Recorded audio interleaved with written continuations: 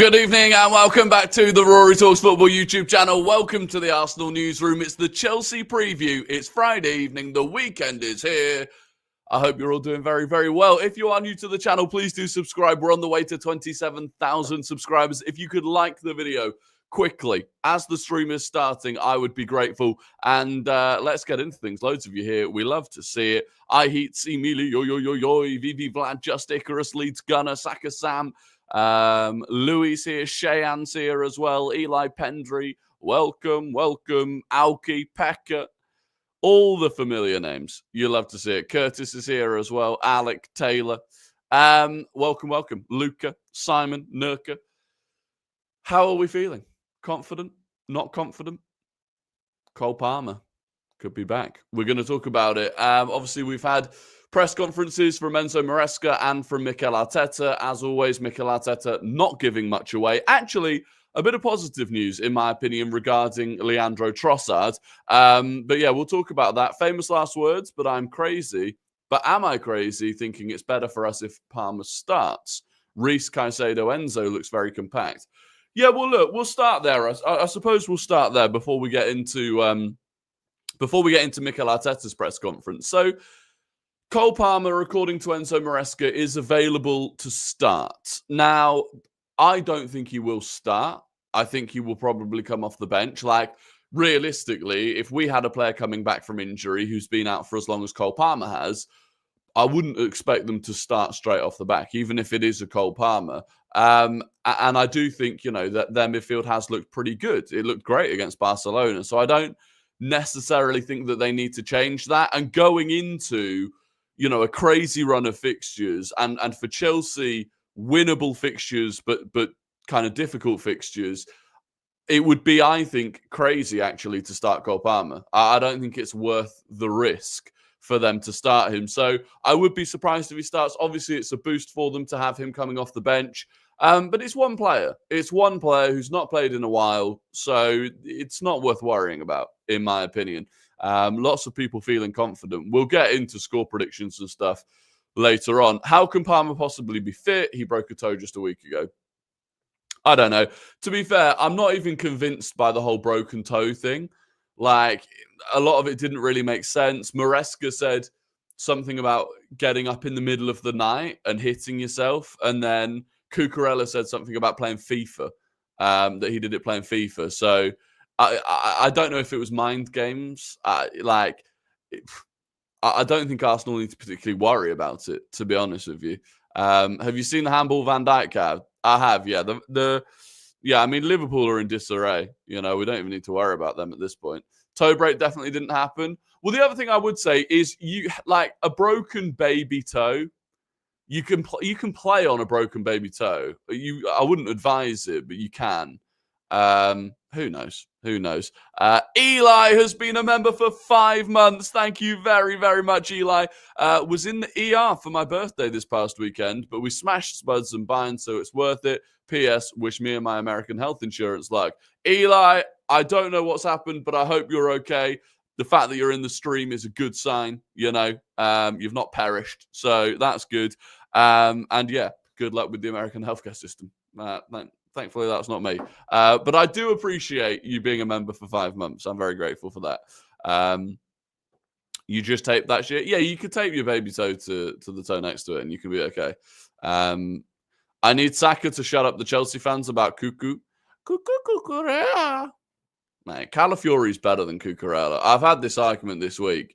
Timber versus Reece James, Calafiori versus Cucurella. I think we've got both of the better two, to be honest with you. But you're right. This is a good game for Saka to step up and just simmer the Chelsea fans down a little. I've seen a combined 11 today that's put Esteval at right wing ahead of Bukayo Saka. They just need to relax a little bit. The way, it's mad, right? Even when we've been top of the league in the past, if I did a combined 11 with more Arsenal players than like City players, for example, people go crazy. Oh, classic Arsenal fans, delusional, think you're way better than you are, yada, yada, yada. Yet Chelsea fans, I'm seeing them put more Chelsea players than Arsenal players in a combined 11. And look, don't get me wrong, right? Combined 11s are neither here nor there. Like, they don't matter. But I'm seeing them put more Chelsea players in than Arsenal players. So why are we 6 points ahead of you then? Like, where is this come from? They've got all the best. They've got the best right back, the best left back, the best midfielder, the best midfield partnership, the best youngster, the best playmaker. So where's it going wrong? You know, it's madness. It's absolute madness. Heats, thank you very, very much for being a member for 5 months. Chelsea has no excuses now. Bring on all their best players and let's see what happens. Chelsea fans think all of their players are world-class. Facts. Absolute facts. But I appreciate that 5 months very, very much, and I hope you're doing well. Chelsea mouthing off about how they're suddenly the best club team in the world. They need a rude reality. They do. They do need a reality. They need the same reality check that Bayern Munich got, of just like, hang on a sec. I've seen some stuff today from Bayern Munich pages as well. Apparently, like, that result, and particularly the performance from Arsenal against Bayern, has like shaken Bayern a little bit. That actually came from a Bayern Munich news page saying that the gap between Arsenal and Bayern, they didn't think it was going to be that big, and they're a bit like taken aback by it. Quick question: which fan base is the most annoying in your opinion? Everyone says Arsenal, but they're just jealous. If I'm honest, right, I think every fan base is guilty of it. It's just whichever team is doing well at any given time, their fan base sounds more annoying because there's more of them getting louder. So like last season, it was Liverpool fans. They were everywhere. And at the start of this season, that carried on. Now that they've dropped off, I don't really see Liverpool fans around my comments too much. It's different. I guess in a way it's different for me because I'm online and I get a lot of feedback from other fan bases. But Liverpool fans have calmed down. Whereas right this second, suddenly Chelsea fans are piping up out of nowhere. Where have you been for the last couple of years? It goes round like that. I'd say, I would say Chelsea fans get more sort of defensive about everything. Like, they get angry even when they're winning that people aren't praising them enough. And they get angry that people talk about the money that they've spent. And it's like, but you have spent that money. And they get angry at, they get the angriest, I think. But look, every fan base is annoying when they're doing well. That's football. That's literally football. It's your right. When you're doing well, it is your right as a football fan to be annoying. Because that's what football fandom is. Max, thank you very, very much for the 249. If you're talking about AB Bayern space, it's their Indy. Oh, so that's like their Indy Kyler to Liverpool. Wait, so does that mean he doesn't know what he's talking about? Or he does? I don't know. Then they mentioned the Teta billion. Yeah, but that's always the dumbest thing that they do because they talk about Arteta. Obviously, Arteta has spent more money than Arne Slot because Arteta's been here for 6 years.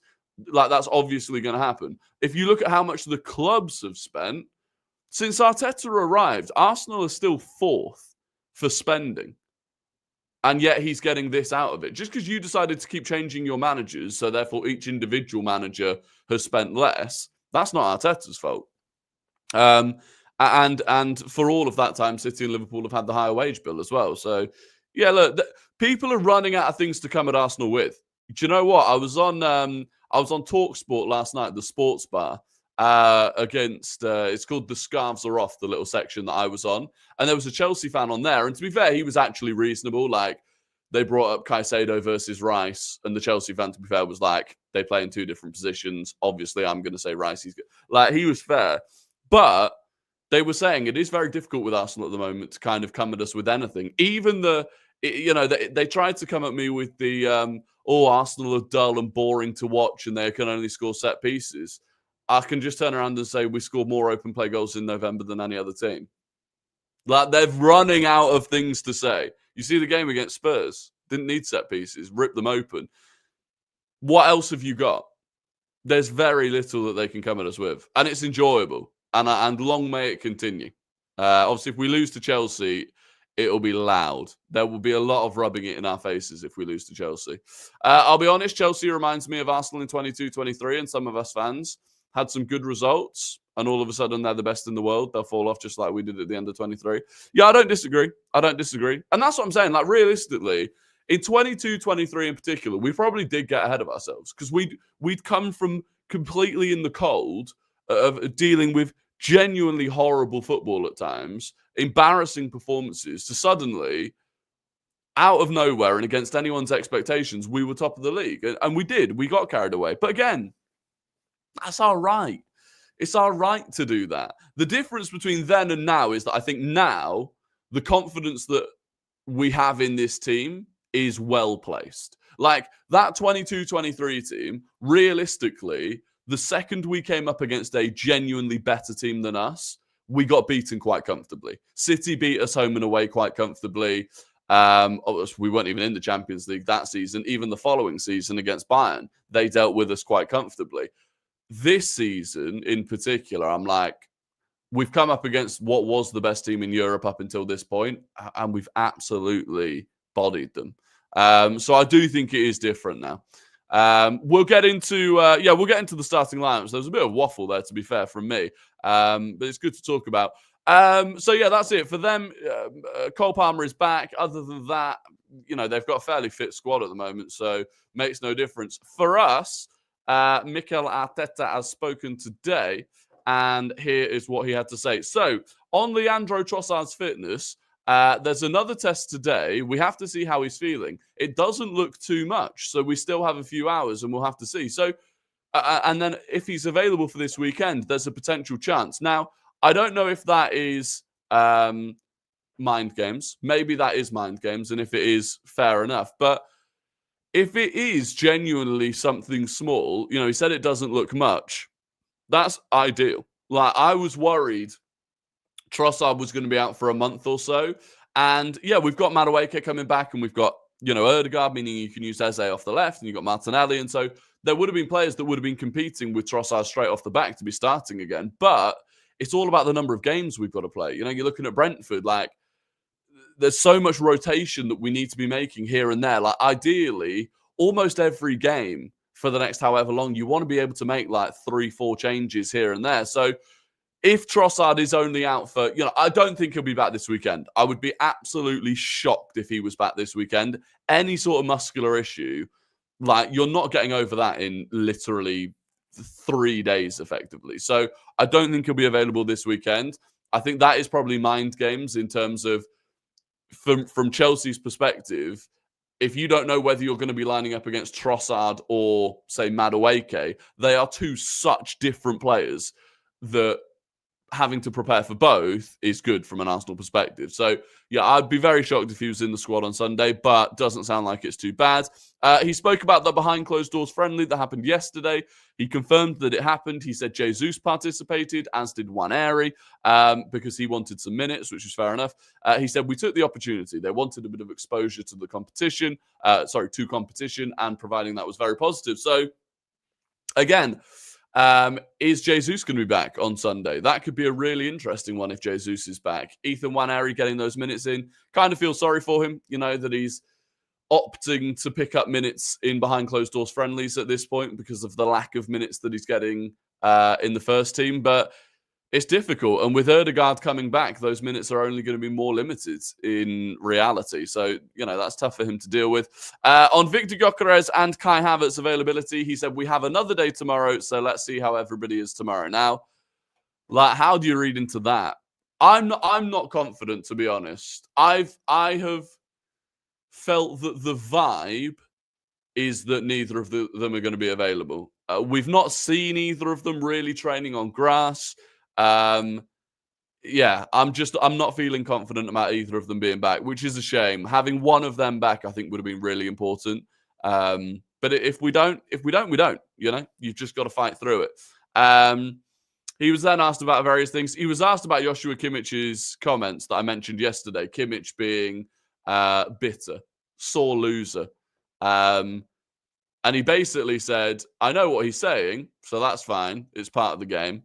I think the game is provoked in the manner that both teams play, so it's very understandable. Basically saying, you didn't come to play a game of football either. You can't talk about the football that we tried to play when you played more long balls than we did. So less of that. Our record at Stamford Bridge, by the way, is unbelievable. We've not lost at Stamford Bridge in the Premier League since 2018. I was looking today, I posted it on Twitter. Our lineup, the last time we lost a Premier League game at Stamford Bridge, we had Socrates and Mustafi as our centre-back pairing, with Monreal and Bella in either side of them. The midfield was Xhaka, Guendouzi and Ozil. And then in the front three, I think we had Iwobi, Mkhitaryan and Aubameyang. It's crazy where our squad is at now compared to then. And yeah, our record has been good. So to be honest, it's been annoying that the last couple of times we've been there, we've had draws. Especially the last time. I didn't think we deserved that draw at all. Mourinho's not a footballer. He moves like a truck. I mean, I disagree. We've got a Ben Bowman fan in the chat. I think Ben Bowman is currently live doing his Spurs Fulham preview. So I'm not going to fall for that. But I appreciate the comment either way from the Ben Bowman fan. Mourinho has no footballing ability. I completely disagree. He just doesn't have the things that you think are footballing ability. You have a very narrow mindset as to what footballing ability is, right? And so you don't think Mourinho has any. He's got 27 goal contributions in 2025 as a midfielder that's playing at striker most of the time. Like, you cannot say that he doesn't have footballing ability, which is a terrible term anyway, because footballing ability comes in so many different ways. But yeah, I think you're waffling with that one, to be quite honest with you. No offense. Expressions oozing has disappeared. Someone needs to check on him. I think we broke him. It's so annoying, right? So I did a shoot with Expressions 2 weeks ago, and some of the content from that is coming out now. It was this courtroom thing. It was very fun to film. But that was the week before the North London derby. If we had filmed that, we filmed it on a Monday. If we had filmed that the Monday after the North London derby, it would have been so good. So good. But we didn't, which was a shame. He may not be a great striker, but says about footballer is diabolical. Yeah, and I mean, even as a striker, by the way, even as a striker, and it helps that he is in a team which are exceptionally good, but he's putting up numbers that a lot of actual strikers in the world aren't putting up. So, you know, he just has a certain skill set, and that certain skill set suits certain things and not other things. One thing I will say, and one thing you definitely can't take away from him, is the running. And the effort that he puts in. You know, he did over 13 kilometers against Bayern Munich off the back of the North London derby. Ran more than any other player on the pitch. No, Gyokeres doesn't need weight loss. He's just built. He's just built. Will the Back Post Pod be doing lives? Yes. I don't know when, but we have all of the facilities and the plan to do watch-alongs for certain games. So yes, we will be doing that. Also, this evening, in fact, it might already even be out. Let me double check if it's already out. This evening, we have the Back Post Chelsea versus Arsenal preview going live. So I know you're watching the preview here, but if you want to see a preview with a Chelsea fan in Tobes, in fact, it's already live. After this stream, you can go to the Back Post Pod YouTube channel, or listen to the podcast. There's a bonus podcast coming out on Spotify, and you can listen to our preview. It's got our combined 11, which that got heated, I'm going to be honest with you. But that is on the Back Post Pod. All of the links to the Back Post podcast are down below, and I do appreciate the support. I do appreciate the support there. But there you go. That is out now. Going back to the presser from Mikel Arteta. I don't know if he said, Hincapié and Mosquera's form. He said they both have a really good possibility to play on Sunday. Piero has played as a left back as well, which is another option that we have in relation to the opponent, the game, and the state that the players are in. Miles as well is obviously a very good option that we have there. Keep using everybody and making them feel that they are connected with the team. And then he spoke about Rice winning the Ballon d'Or potentially. He said that would be great because it would mean we've won a lot of things. Gabriel's fitness. He said, I think he's evolving really, really well. We have to wait for a scan a little bit longer to be more precise in terms of the timings, but I'm quite confident, especially with the way that Gabby takes every injury and the way that he's going to push everybody. It's not going to be that long. And then this. Is Gabriel Jesus ready for first team action? We have to see. He's been out for 11 months and you need that progression. You need to see how his body reacts and what else he needs. The players that we have available as well, it makes sense to have the right balance in the squad. So it's a good thing that he's very, very close at the moment. So effectively what he's saying there, I assume, is Gabriel Jesus played in a game yesterday, a game that had some level of intensity. How has his body then reacted to it today and over the next couple of days? And we'll wait and see. We'll wait and see. I do genuinely think, look, we have no idea what Gabriel Jesus is going to look like when he comes back. Apparently, he's looked sharp in training and stuff like that. So, best case, he becomes a great option off the bench. A guy that can come off the bench, cause chaos, play in multiple positions. Worst case, we don't see him at that level again, and he's got 1 year left on his deal, and it's ultimately just a massive shame that the way it's worked out. But that's kind of where we're at with him. Me trying to explain how our striker Kai Havertz is a better midfielder than our midfielder Mikel Marino, but our midfielder Mikel Marino is a better striker than our striker Kai Havertz. Yeah, it does all get a bit confusing. I think they're great players for different things. I still think Kai Havertz is the best striker that we have in terms of linking up the play. I think he's the best striker we've got in terms of holding the ball up and bringing other players into play. But then you want other things as well. Gyokeres is the best finisher that we've got. Marino is the best. I mean, Marino's just a last action player. He's done it well. I swear I remember you saying in the Sunderland game that you never want to see Marino at striker again. I don't want to see Marino at striker again because he's not better than Havertz and he's not better than Gyokeres. So in a dream world, I want to see one of those two there. But I don't think that's unreasonable to say. But that's not to say that he's not done a good job. I just don't want to see him there again when we've got two better strikers. Arguably three, including Gabriel Jesus. It's been almost a year of no Kai. Yeah, I think people have got to be prepared for the fact that it will take Kai a long time to get up to speed. Like having that injury setback at the start of the season, having missed all of the end of last season, it's basically, we're now looking at December probably that he's coming back.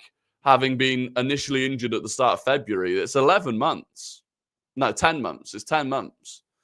So, who do you think gets sacked first? I think it'll be Slot. I think Man United have committed to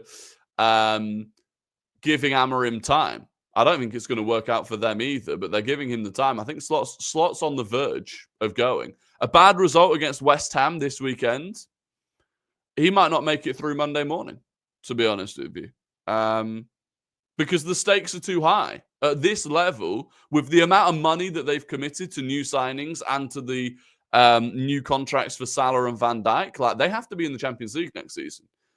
You lose or draw to West Ham, you genuinely start looking at it going, we need to change this to get top four.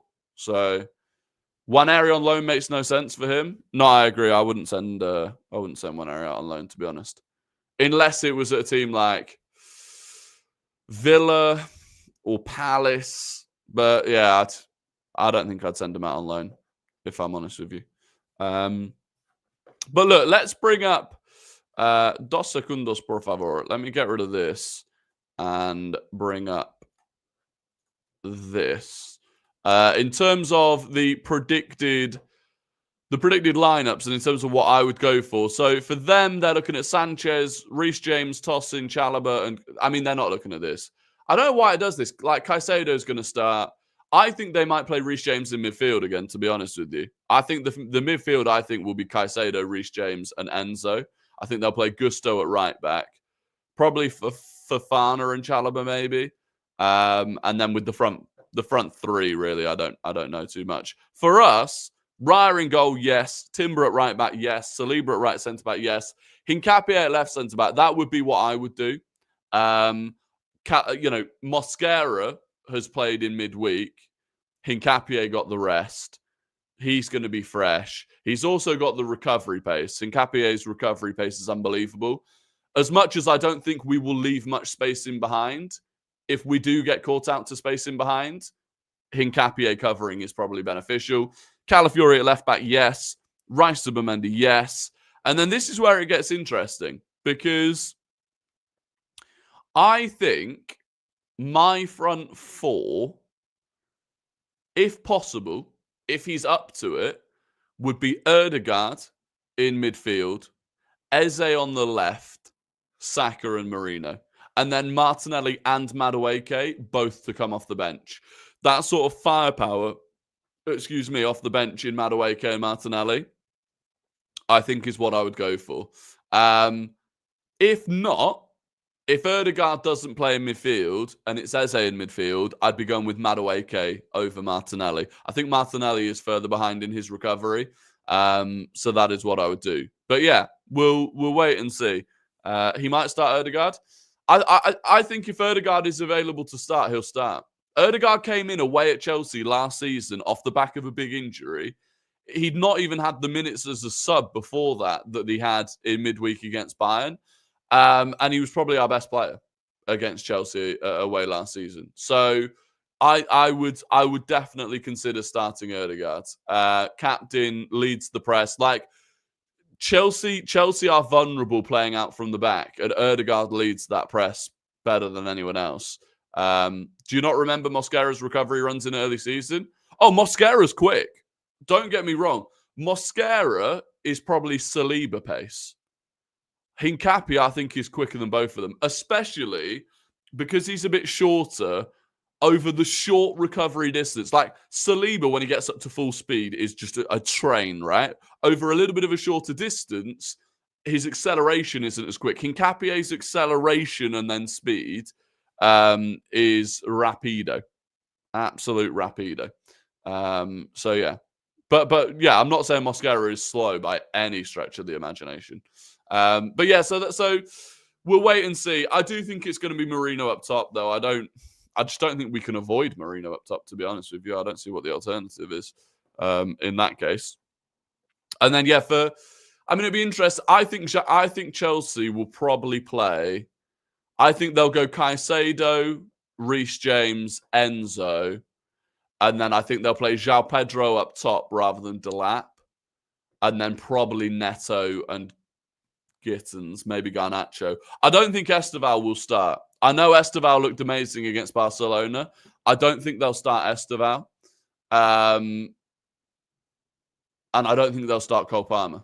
I don't think they can. But by the way, the fact that we can bring on Madueke, Martinelli, they are probably going to be able to bring on Esteval and Cole Palmer. Like, they are going to be dangerous throughout the game. So it's going to be a tough game. And in terms of the league table, obviously, and Arteta spoke about this today, right? If you go to Stamford Bridge and you beat Chelsea, that is statement. That is like, you're not catching us. Now it's down to Man City, and Man City are currently 7 points behind. And we've just got through a week of Spurs, Bayern, and Chelsea and won all 3 games. It would be an incredible statement. But as Arteta said, every game has been, we need to make a statement. It's difficult to do. It is difficult to do. A draw would be acceptable, right? It would not be optimal, but it would be acceptable. A draw keeps you 6 points ahead of Chelsea. You're still 5 points ahead of City. You've played both of those two. They still need to play each other twice. Like, it would be acceptable. Losing becomes a problem. We're only 3 points ahead of Chelsea if we lose. That would not be fun. In terms of a prediction, though, I think we win 2-0. I think we keep a clean sheet. I think we score one set-piece goal early on, and I think we score a counter-attacking goal late on. That's my prediction. A 2-0 win. City not drawing to Leeds? No, City aren't drawing to Leeds. City will beat Leeds. So if City beat Leeds and we draw, they'll be on 25 and we'll be on 30. So we'll be 5 points ahead of them. If we win and City win, we'll both be on, we'll be 7 points clear. 1-0 Arsenal, 2-1 Arsenal, 3-0 Arsenal. Goal scorers. From the set piece, I'm going to say Ricardo Calafiori. And on the counter-attack, I'm going to say Noni Madueke. Noni Madueke scoring, man. This is how it works. This is how the football scripting works. Eze against Palace. Eze against Spurs, Madueke against Chelsea. The script writers have already put this in writing. It's happening. 2-1 Chelsea. I disagree. I appreciate that you're here, though, as a Chelsea fan. I do appreciate that. But I don't think you're going to beat us. You've not beat us since 2018 in the Premier League at Stamford Bridge. Are you really going to do it now with the best team that we've had in that entire period? I don't think so. I mean, a Noni Madueke hat-trick would be absolute limbs. It would be limbs. Oh, look who's hit my homepage. Good evening, Rory. Oh, it's Oz Talks Football. Oz, we were talking about you. We were talking when I mentioned at the start of the stream, everyone, that there was that I'd seen a combined 11 with more Chelsea players than Arsenal players. That was one Oz Talks Football. So, explain yourself. Explain yourself.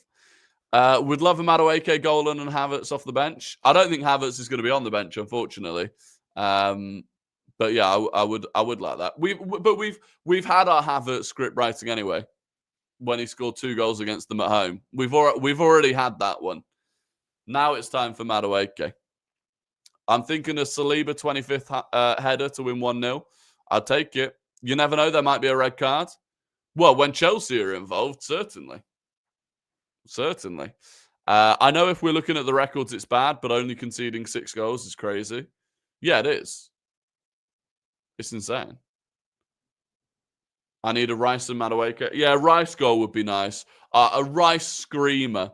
A Rice screamer would be very nice. Silence the Rice Caicedo debate. I would enjoy that. I need a Madueke hat-trick. We all need a Madueke hat-trick. We do. We need the Eze special. Eze combining with Madueke. No, but I also want Saka. We might just have to score 6. We might just have to score 6 because I want Saka.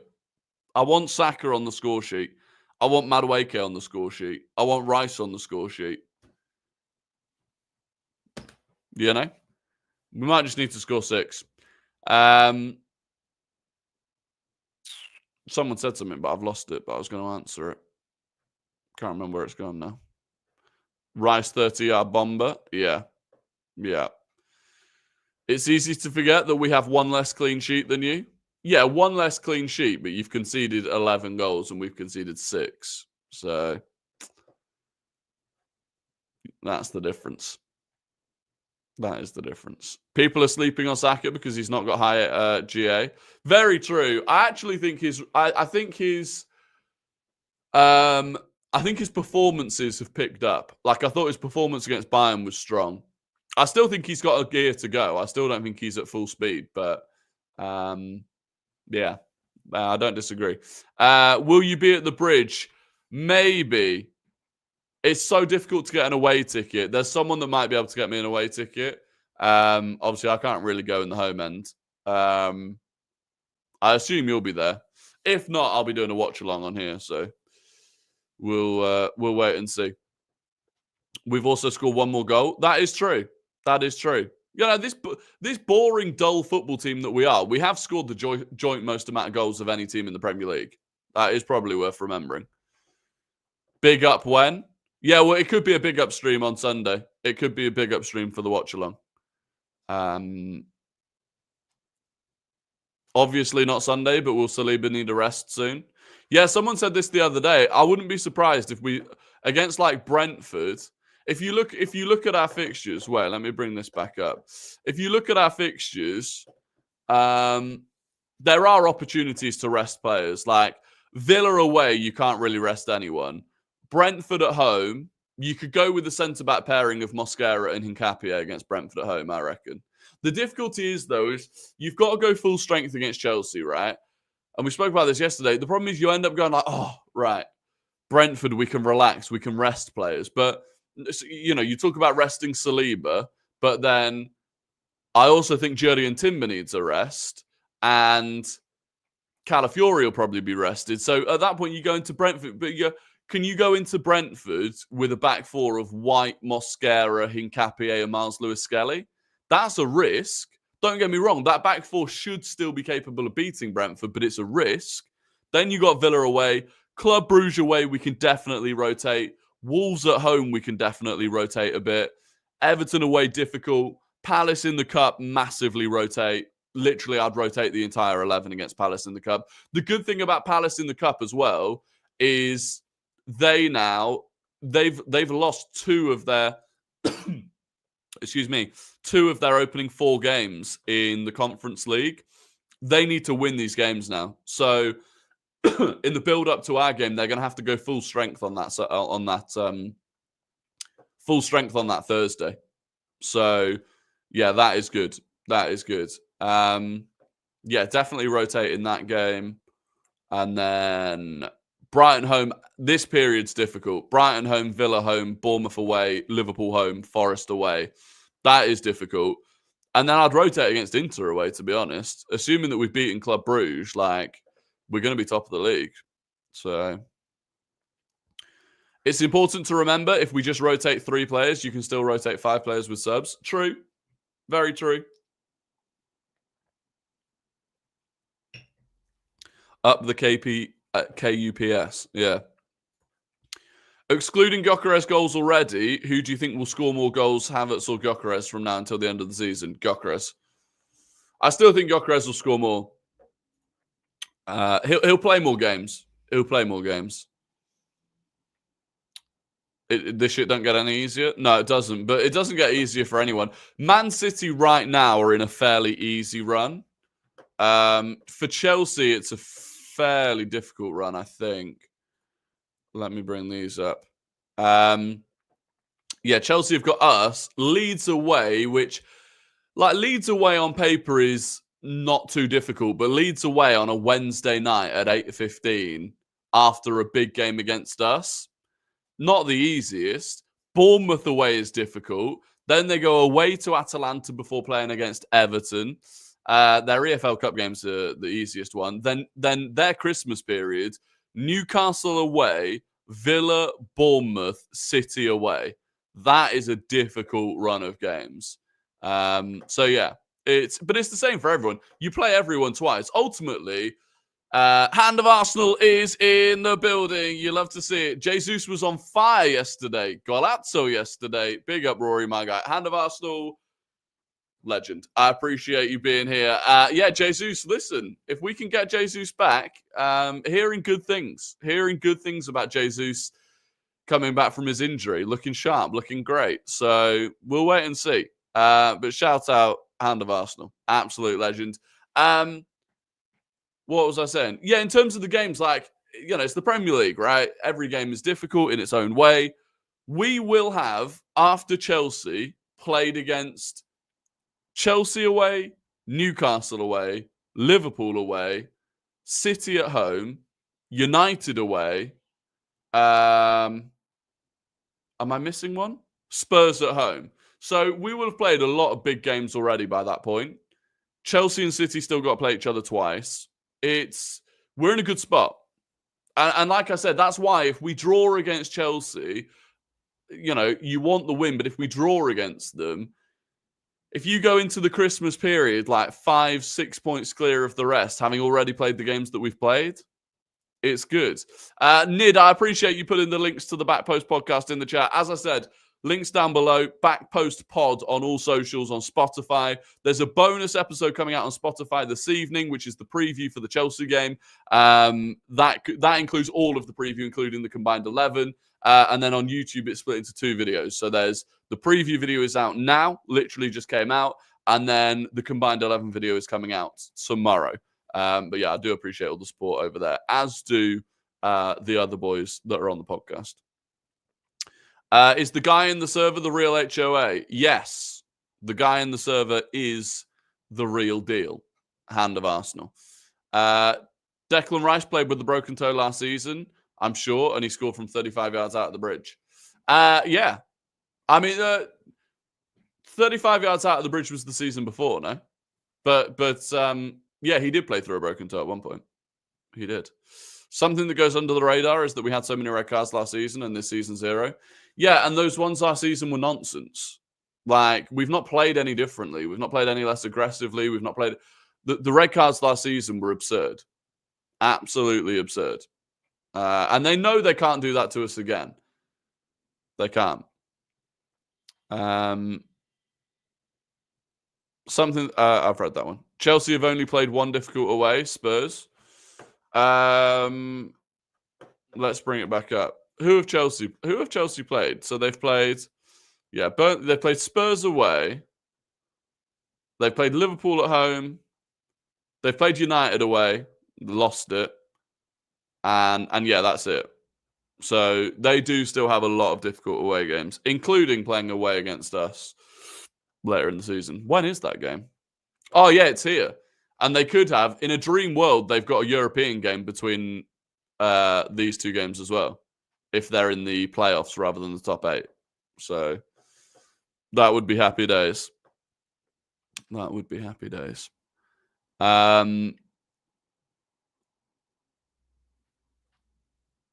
Spurs away are not hard. No, I agree, but they're considered relatively. On paper, you would always put Spurs away as like not the easiest. Not the easiest. Lost to Sunderland and Brighton. That's why I'm confident. Unlike Barcelona, we have the ability to turn up at Stamford Bridge on Sunday and settle in quite a defensive way and let them have the ball and let them try and break us down. But then we've got the threats in attack to beat them. It's exactly what we did against Bayern. Like, that's why the result, their performance and result against Barcelona, genuinely for me, doesn't mean much because we're not going to play like Barcelona. We're not going to play remotely like Barcelona. And genuinely, I think if Barcelona turned up to half the teams in the Premier League and played like that, the Premier League team would win. So it doesn't bother me. I don't think Barca are all that. They're not. Defensively, they're not all that. I mean, they didn't have Pedri in that game, which was a huge miss for them as well. But yeah, I've got a tenner with a mate that Cucurella will dive into the fetal position at least 5 times. When I win, I will be dropping a dono on Monday's stream. There we go. I look forward to it because you're bang on. He will absolutely do that. He will definitely do that. Havertz out until January at this point. No, I think he's coming back in December. I do think he's coming back in December.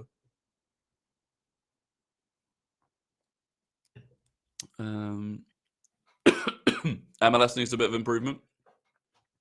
Defensively, a little bit. Anyway, it is time for the quiz. Get your fingers on the keyboards.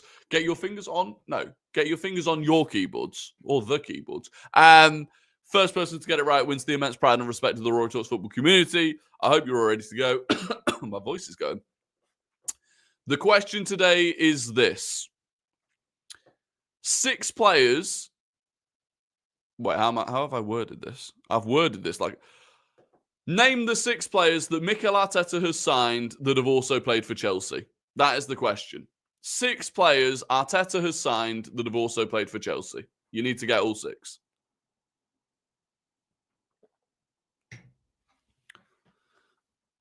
I don't know why. I wrote that question down on my screen in the most backwards way. Mikel Arteta has signed 6 players that have played for Chelsea. Name the 6 of them. RH, you are wrong.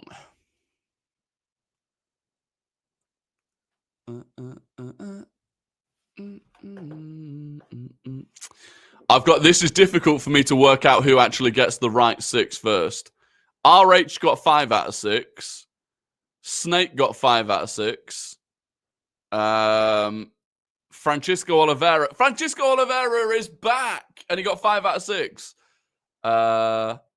iHeat's got 5 out of 6. IZK got 5 out of 6. Who's going to be the first person to get it?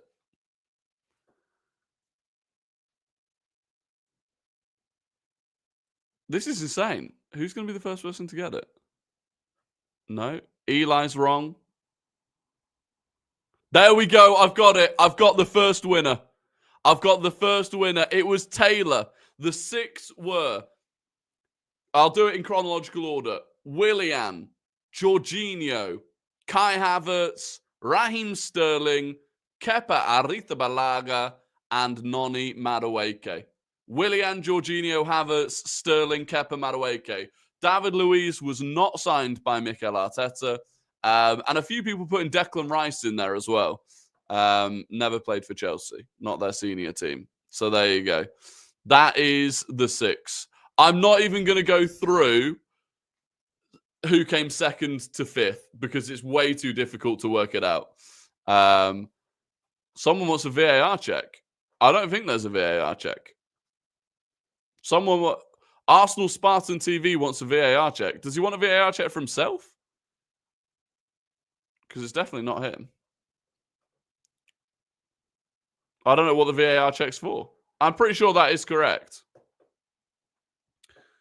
VAR, I've got no idea. On-field decision, goal given. There we go. Goal given. Oh, Spartan was second. Okay, Spartan was second. There you go. Spartan was second. Taylor, congratulations. That was a difficult one. Raheem Sterling, completely understand people trying to forget about that one. And Kepa, obviously, again. I mean, when have you seen him? It's like when we had Neto in goal. Remember that? Remember we had a season where we had Neto. Mental. Anyway, that is going to be the end of the stream. I appreciate you all for joining. If you could like and subscribe before you jump off, and if you could jump straight from here to the Back Post YouTube or Spotify and listen the preview, I would be grateful for that too. But that is going to be it. I hope you have a fantastic evening, a great weekend. We'll probably be live on Sunday for the watch along, either on here or Big Up. You'll find out through Discord, Twitter, Instagram, wherever. I will publicize where the watch along is going to be.